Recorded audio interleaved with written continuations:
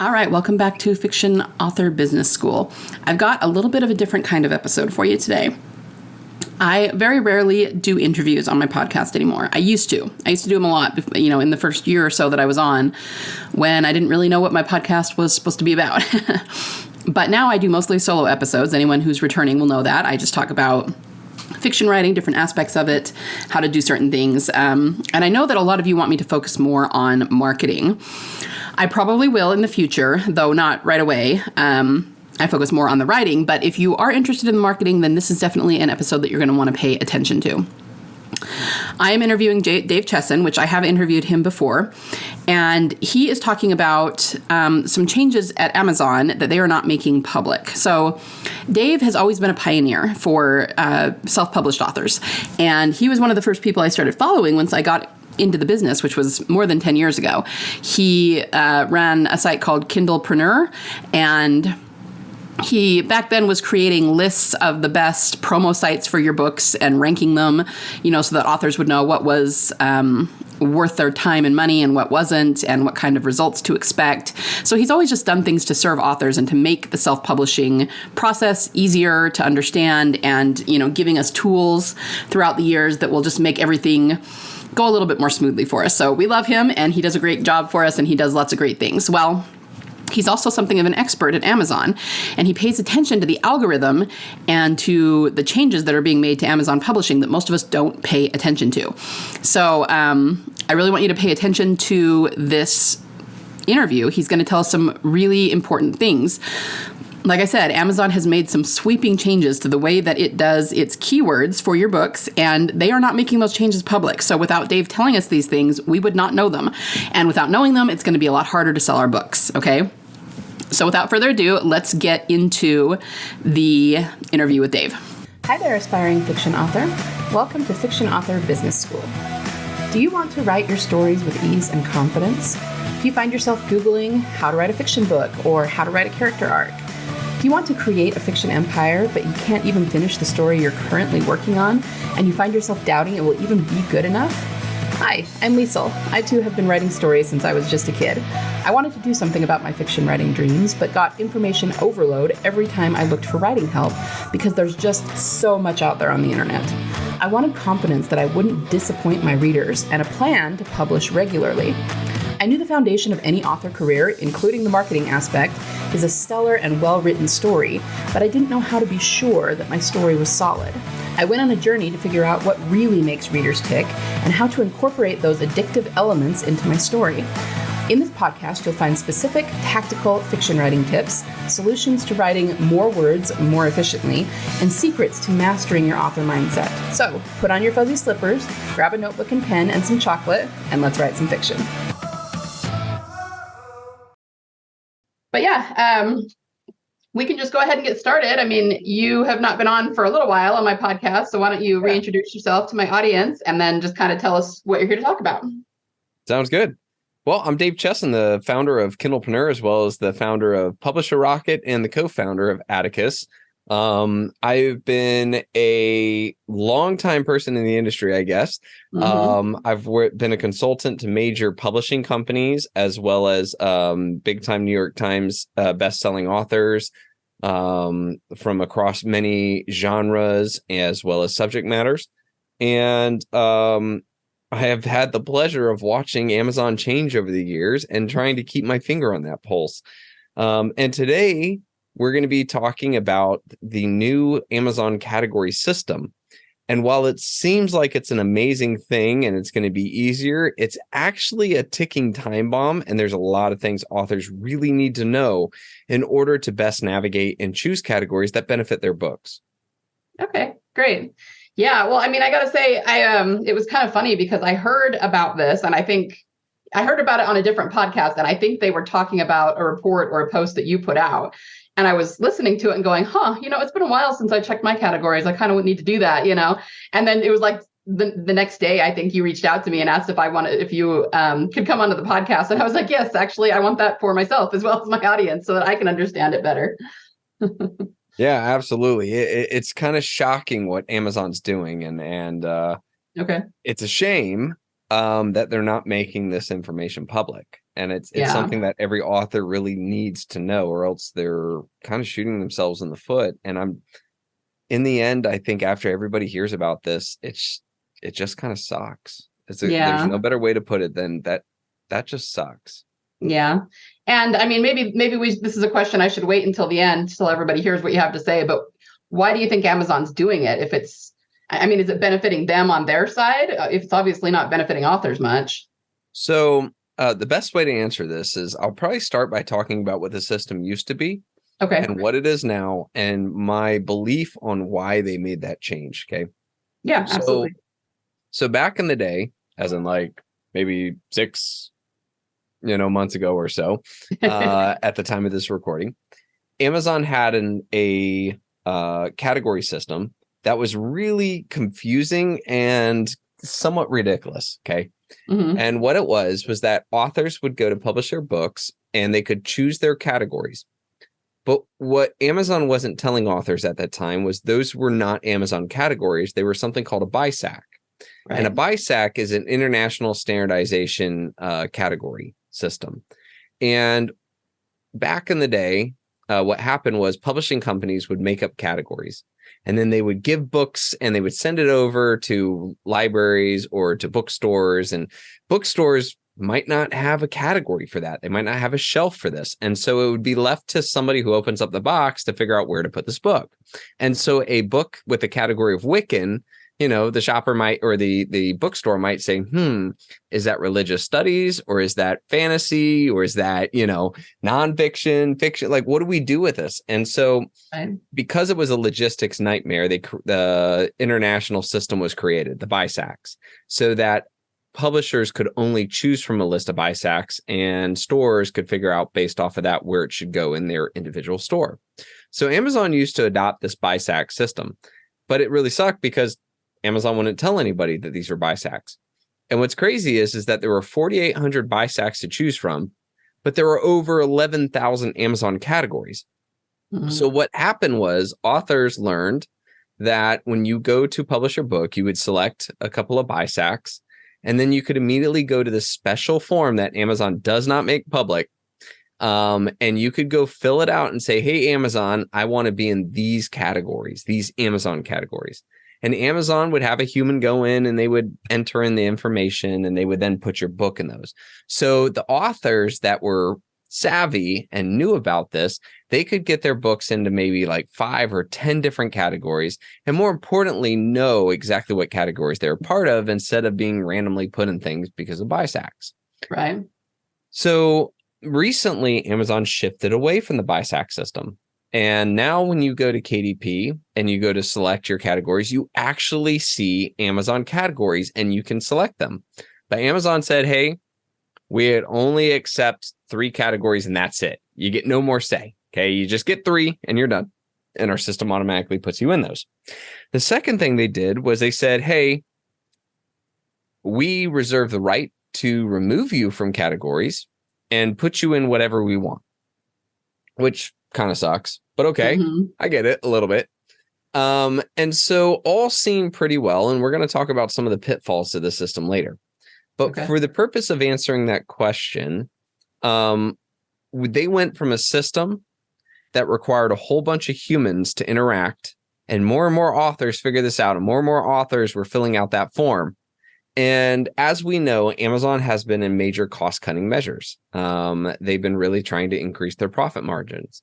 And so I believe 2 things came from this new system. Number 1 was they were able to let go of a whole bunch of support team members and cut the need to, because let's face it, Amazon doesn't really like to have to do customer support.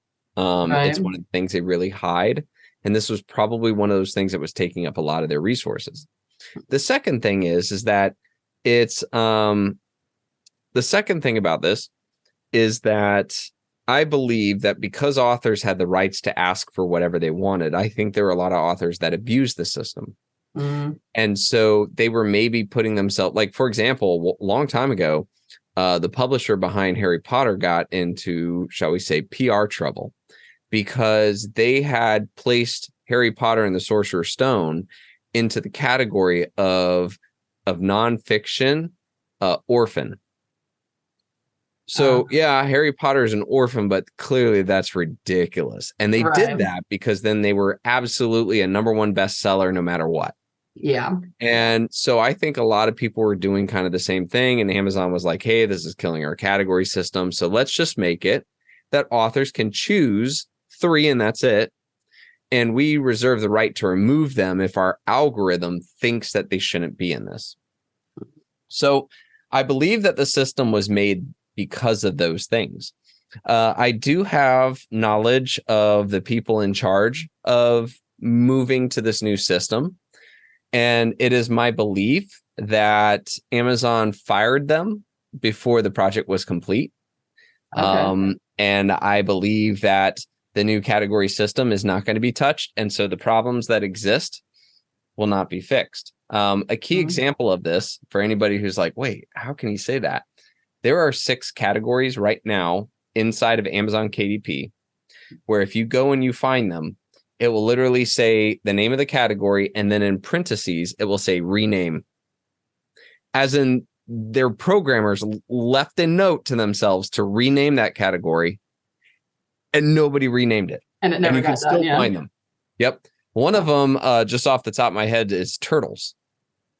I think it's under nonfiction, or maybe it's a fiction, but children's book or whatever. And you finally get down to turtles, and it literally has a parentheses that says rename in all caps, rename.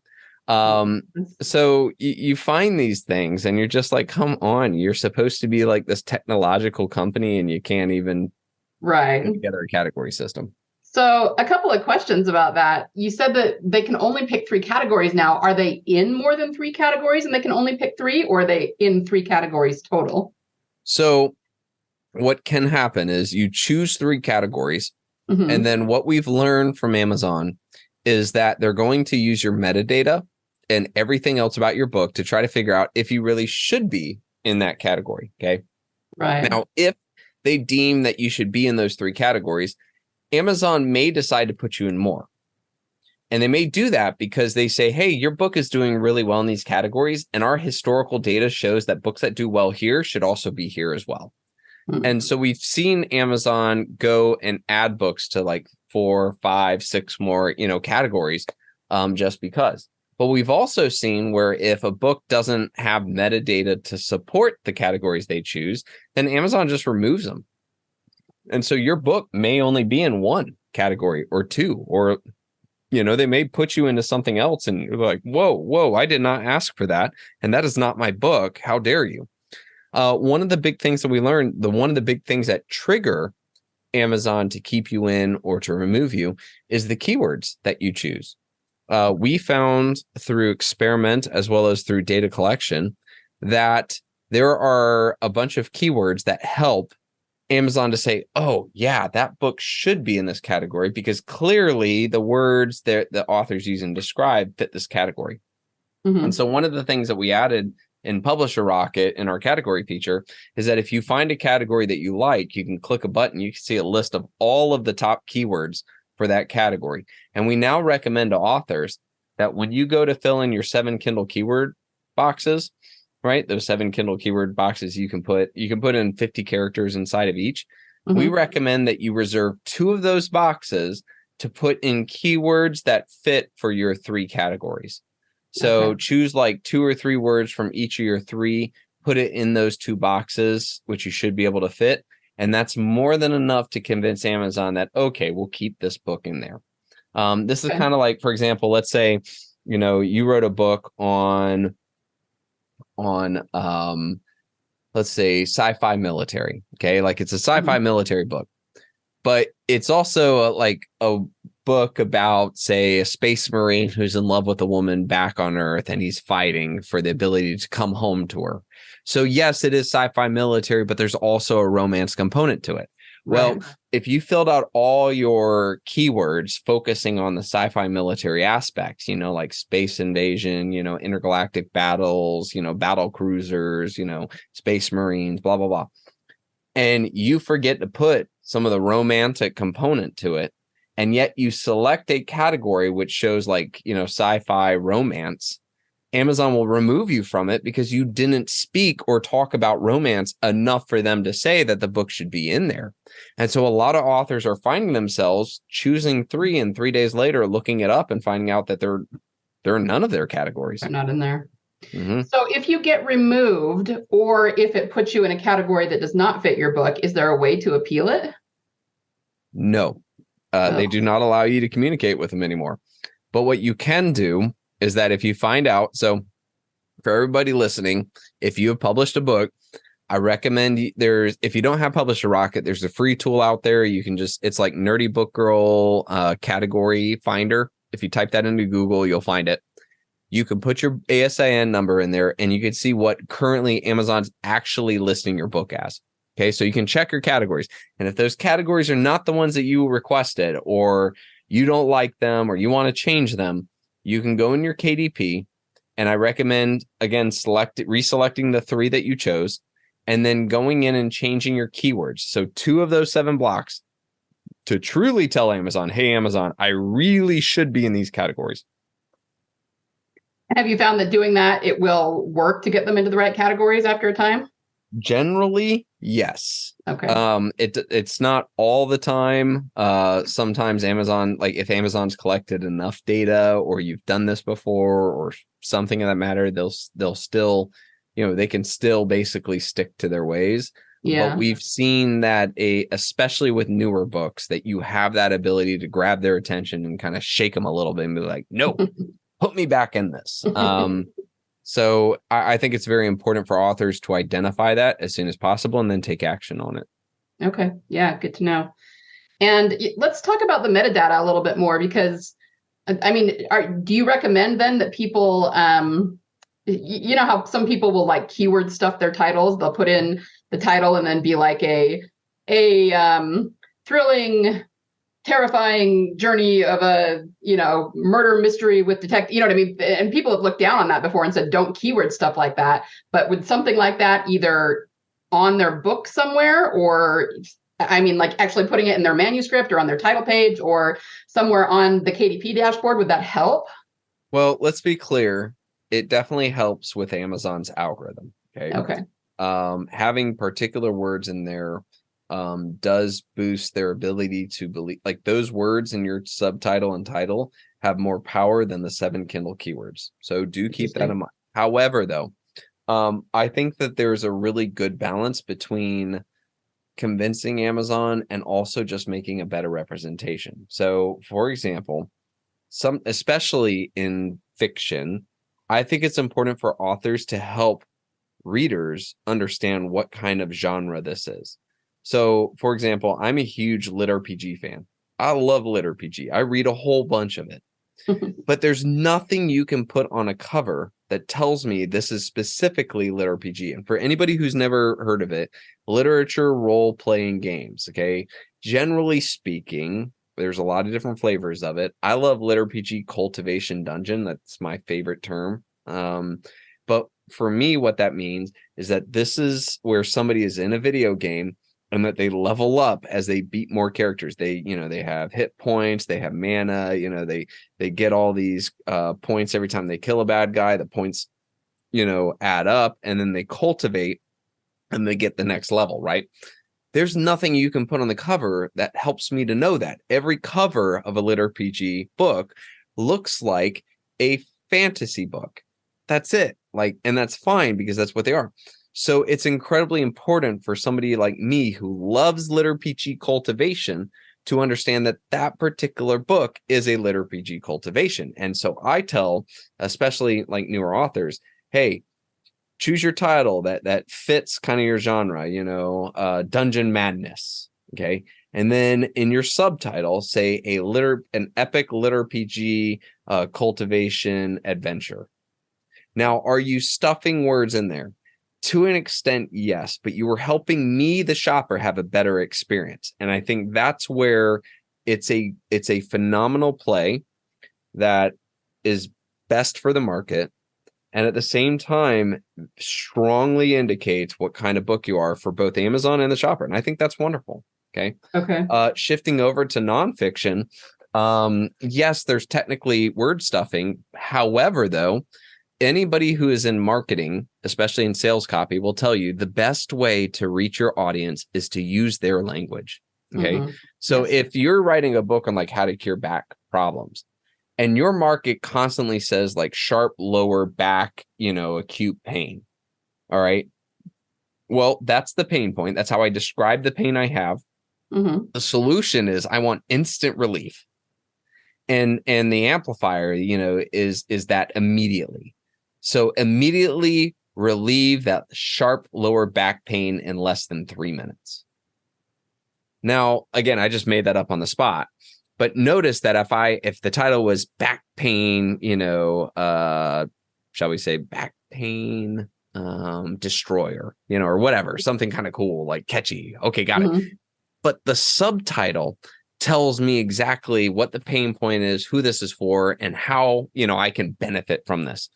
Are you stuffing words in it? Well, technically, yes, you're putting in words that your target market would type into Amazon when searching for a book. But at the same time, you're helping the market to understand, yes, this is exactly the kind of book I'm looking for. And that, yes, you're helping Amazon to say, oh man, if somebody says lower, sharp back pain relief, we should show this book as well. So sometimes those two things do play hand in hand. I would say, are you just stuffing words in there? Or are you crafting a message that meets your market? I think that's the difference between what I would consider a savvy, marketable, but respectable way of handling that. Right. So just a subtitle that has good keywords, good SEO words for your genre, but just not over the top 45 words being pushed in there, right? Right. Really, it's about how can you best serve your market and help them understand what this book is about, who it's for, what it can do for them, and that sort of thing. And then I think you hit the sweet spot of serving both Amazon and the shopper. And I think that's a wonderful place to be. Right. Like, for example, a while ago, I found a book that had a cover of a cowboy. I think it's a cowboy. It was kind of dark. And he's sitting on the top of the hill and he's looking at what is either fireworks or ramparts. Okay. So I don't know if it's a Civil War general sitting on a steed looking at the ramparts blowing up over top of a fort, or if it's a cowboy watching a bunch of fireworks all alone. I have no idea. In the title of the book, I can't remember it, but it's a one-word title, which, is kind of a cool thing for like fiction books, is a one-word title. Mm-hmm. However, though, I don't know what the book's about. I have no idea if this is a romance, if it's a cowboy, if it's a Western, if it's a Civil War era. I cannot tell. Right. Now, apparently the author is kind of famous. And so people who know the author would know what kind of book it is about just because of what they write. But someone like me, a new person looking for their next book, would never get that. And so I think that the author, although they're kind of resting on their laurels of being semi-famous, not super famous, right, but semi well-known with a following, they're losing new customers because they're not helping me to understand what this book is really about. Yeah. I get that. That's all really good advice. So, I mean, what else should we be doing as authors? I mean, we need to go through our keywords. We need to pay attention to our subtitles, maybe use the words that our audience would use when looking, typing in or looking for our books. I mean, what else? Do you have anything else you haven't discussed yet that Amazon's changed? Yeah. So one of the biggest gut punches to this entire thing is that out of the 13,000 Amazon categories that are on their system now that you can choose from, which is cool, 27% of them are what we call a ghost category. And that means 1 out of every 4 categories is a category called a ghost. And what a ghost is a category where you cannot hit #1 bestseller, and there is no such thing as a category page. So if you don't know this, again, you have a 27% chance that the category you select will do no good. A shopper can't find it on the store. And no matter how great your sales are, you will never get the bestseller tag for that category. This sucks. I mean, imagine the author out there that has maybe selected 3 ghost categories. Right. They will never get notified for it. They won't even show up in the bottom part. They're lumped in with a whole bunch of competitive categories. So I'm telling authors right now that a mass majority of them should 100% try to avoid these ghost categories. They will not serve your book. They will not bring you new traffic, and they will not allow you to be a bestseller. So how do they avoid them then? Well, what really sucks is Amazon doesn't tell us which ones are ghosts. Of course, yeah. Nope. And the way that you can try to figure it out on your own is that you need to go to Amazon.com and try to find that category through their so when you go to categories on Amazon, you look at they have that kind of like path, if you will. So you click like a little tree, yeah. Yep. The tree. You choose one and you keep choosing all the way down. If you do that path and you do not see your category that you're looking at in KDP show up, that's a ghost category. Okay. Now, that can be really complicated, and there's a lot of ways where it might throw off the wrong information. For those who own Publisher Rocket, this is incredibly easy because when you go to our category system, we have now tagged every one of the categories that is a ghost. So when you're looking at our system, you can see every category that Amazon has. You can see whether it is a ghost category or not. And you can also see how many sales that day you need to make in order to be the #1 bestseller. And so it just takes away all that kind of ambiguity. Right. So I tell authors, especially those on Rocket, look, if you're looking at your categories and you see it's a ghost, you should seriously consider not choosing that one. Right. So, I mean, I'm assuming the reason they have these ghost categories is because they're relatively new to Amazon and there's just no information there yet. Are they ever going to make them not ghost categories, like create a page for them? No, what's really sad is that they're not new categories. Oh, they're not. And some of these are staples, like big names. Like we're not talking about super niche categories. There's like, I can't remember off the top of my head, but in paranormal romance, it's something like paranormal romance, and romance is a ghost, which is kind of funny if you think about it, because, paranormal romance is a ghost. Touche, Amazon, touche. But seriously, though, it's not the super unique or super niche or small or new. It's some big names. It's shocking what they've done to it. So I don't think it's because this is something where, okay, well, we have this new thing or whatever. We're not. I believe, and again, this is where I'm going to hit. I don't have data to support this, nor my insiders have shared this because but like I said, it's also funny that they don't want this public. Like, right. Okay, Amazon. My belief is that every time Amazon does, like when they set up their category system, on the website itself, they have to create that link tree we were talking about, right? They have to create pages and they have to index and sitemap. It's a big lift. Right. And I think that Amazon skipped a whole bunch of, steps and cut some corners by basically saying, you know what, we're not going to do this with 27% of them. I do think too that on new categories, I do think they're lazy. And I think if there's a new category, it's so much easier to just make it a ghost and not have to deal with restructuring their website. Right. Yeah. I will say, I don't mean to incite anybody out there, but just from a data perspective, in some of the more politically charged or controversial categories out there, it's very interesting to see that they're ghosts. Right. A massive amount of the LGBTQ categories or any of the charged political ones tend to be ghosts. Is that because maybe Amazon has placated authors and created certain categories, but they don't want them showing up? Right. Again, I'm not putting words in their mouth, but it is a very interesting correlation between just looking at the data. I think it helps us to maybe understand why ghosts exist. Okay. Yeah. Again, not trying to push, not trying to charge. I'm just trying to state data on that one. Yeah, no. I mean, I think that makes sense because it has nothing, maybe assuming that it has nothing to do with Amazon's beliefs politically. They're just trying not to push something that's charged further or something like that, Maybe. Yeah. So I think it's a combination of they were lazy when they set up the system, and it's just very easy that when they create new categories, they just don't have to worry.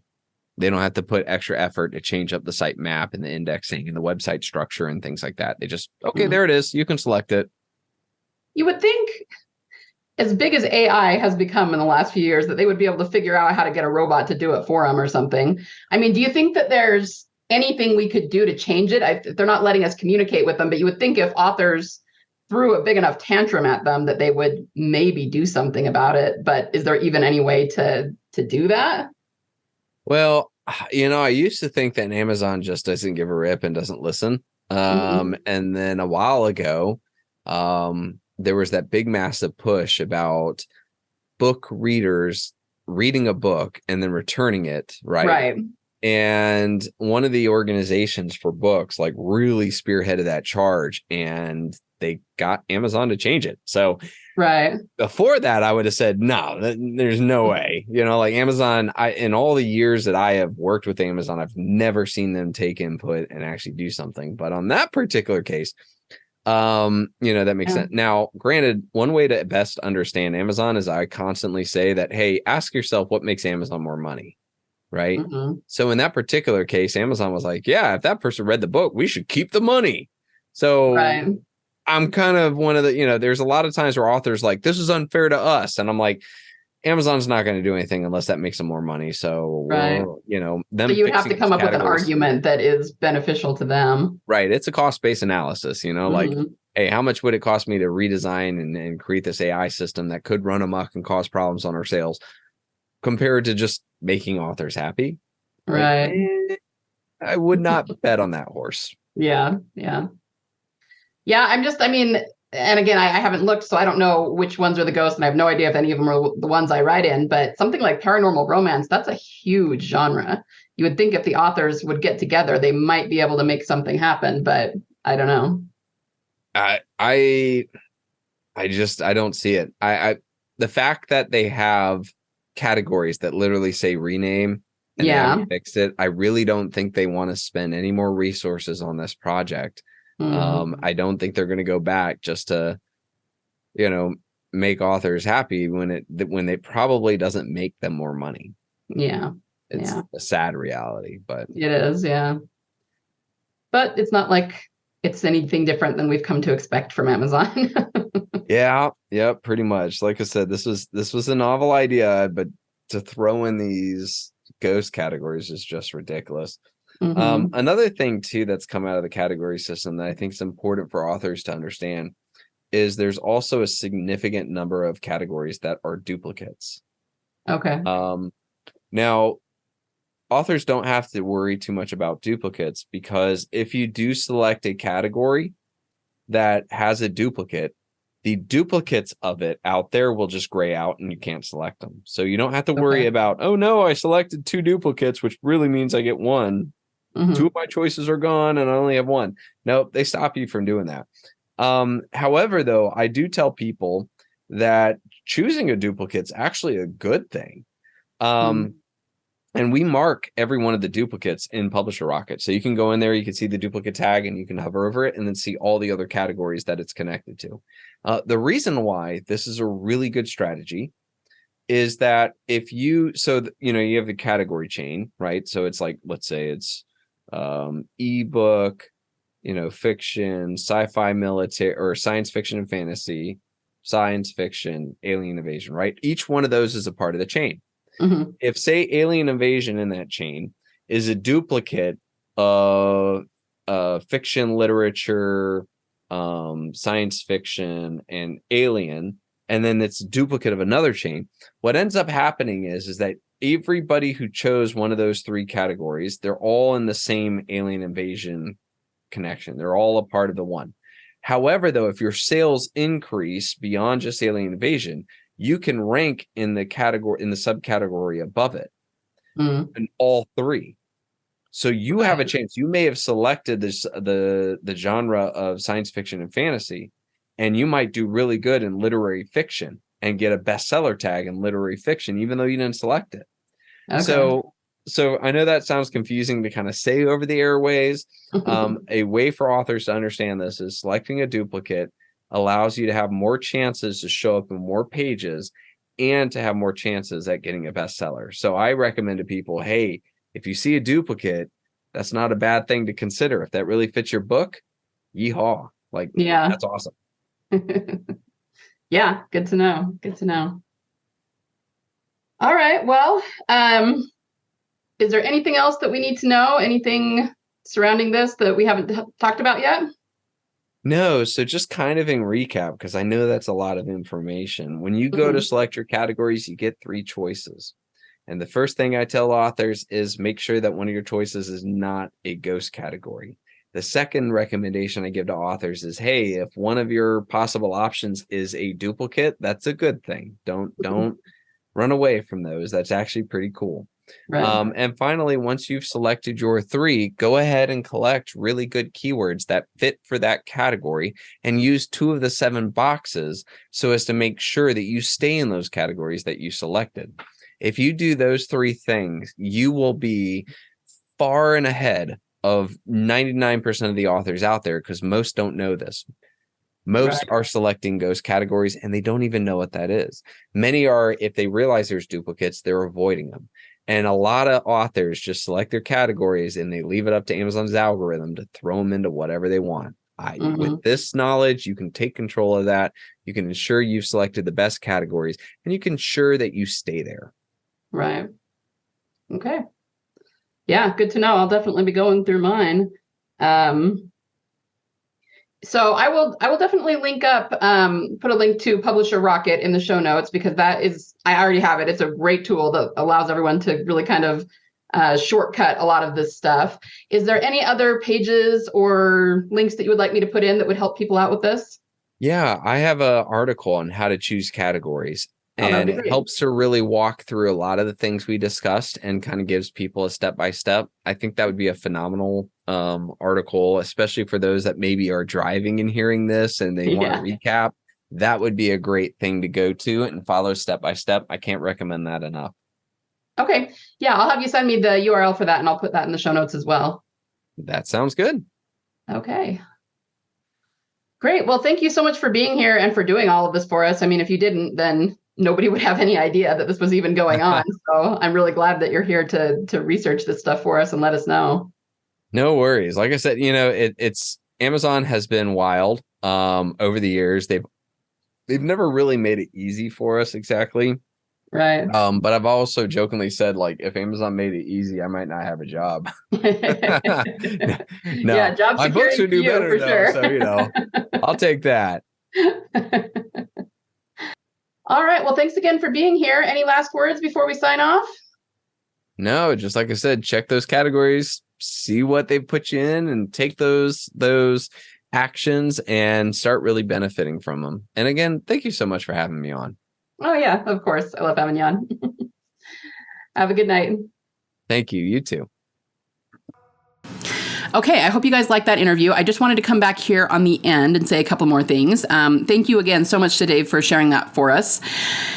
And after talking to him, I actually went back and looked at my own keywords. And oh, what a dumpster fire I had on my hands. I did not realize how bad my keywords were. Honestly, I have not published anything new in about 3 years, so it is fair to say that I'm a little bit out of the loop when it comes to anything new in the self-publishing, specifically the publication process, just because I haven't been doing it. I'm getting ready to publish the first book that I've published in a while here in the next month, but I don't think I realized how bad my keywords were. They were kind of relevant, but not terribly. You got to think of your keywords like SEO. They are phrases that are specifically relevant to your book and that your readers might be searching for in the search bar in order to find your book. Okay, so it's really important. And I almost feel like, I went ahead and went through everything like Dave told us to. And I actually do have Publisher Rocket. I would recommend Publisher Rocket for anyone who doesn't have it. It's a very helpful tool. So I went through there and pulled keywords from that so that I had really, really good sets of keywords and fixed all of them on my books. And I almost feel like my sales are going to double or something because my keywords were so bad before. And I don't know if that's going to happen. I'll let you know. But yeah, I think it is a really good thing to do. And I think that if you are at all concerned about selling your book, then this is something you need to keep an eye on. So it's not the end all be all of marketing for sure, but it's really going to help support and supplement your marketing efforts. So for me, I do run ads to my books, and I do okay. Some books do better than others, but I'm willing to bet that this will actually boost my sales because I didn't realize that my keywords were bad. So, in short, if you have already published books, however many, then go back through and check your keywords and make sure that they are up to date, that they are relevant, because that is really going to help you. I mean, I was probably hamstringing myself a little bit and didn't realize it because my keywords were so bad. So you just want to do that in order to help boost your marketing efforts. If you do not have a book published yet, then you're going to probably want to come back and listen to this once you do get them published so that you're starting off on the right foot with your keywords. And by all means, go check out that article. I'm going to link it in the show notes that Dave mentioned, because that way it's a step-by-step process that you can see. It's been laid out in article form, and that's really, really helpful too. Okay? So, as always, I hope this was helpful. Go out there and fix your keywords and do some great marketing this week. And I will be back next week with more. I will see you then. Bye, guys. Thanks so much for listening today. Before you go, would you be willing to do me a solid? If you found any value at all in this episode today, would you be willing to share it with other authors just like you in the hopes that they might find some value in it as well? Happy story crafting this week. Remember, only you can bring the world the unique story that you are trying to tell. Only you can succeed in your own unique way in getting it out of your mind and your heart and into a medium where it can reach thousands, if not millions, of salivating readers. You don't have to worry about failure because there is always a market for awesome.